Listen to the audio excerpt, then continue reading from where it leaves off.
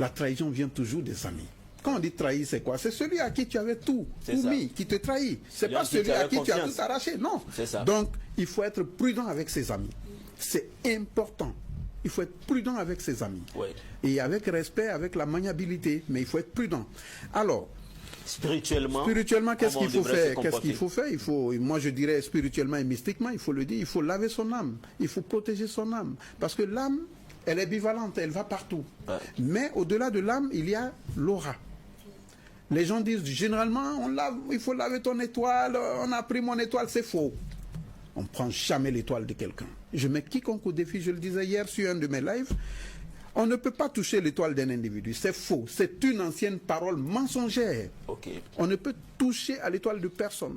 L'étoile est détenue par Dieu. C'est l'aura.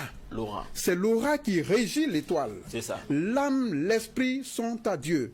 L'aura que vous forgez depuis votre naissance, c'est cette aura qui peut être touchée.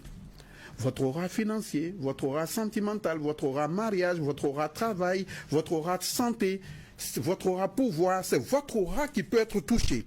Et c'est l'aura aussi qu'on peut protéger. Alors, rapidement, dans le sujet du bref, qu'est-ce qu'il faut faire? Des choses qui sont des choses simples, béaba. J'ai beaucoup l'habitude de parler de l'acacia. Il y a une plante qu'on appelle l'acacia.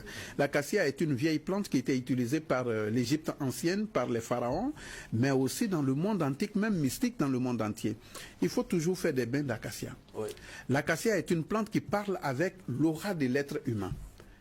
Quand tu trouves des feuilles d'acacia, il faut faire au moins, si tu es une femme, tu fais 7 boules, si tu es un homme, tu fais 9 boules, et là, on ne va pas dire que c'est parce que c'est 9, c'est l'homme qui tombe enceinte, c'est la femme qui tombe enceinte, mais la femme donne son pouvoir à l'homme. Donc l'homme fait 9 boules, la femme fait 7 boules. Vous le préparez et vous vous lavez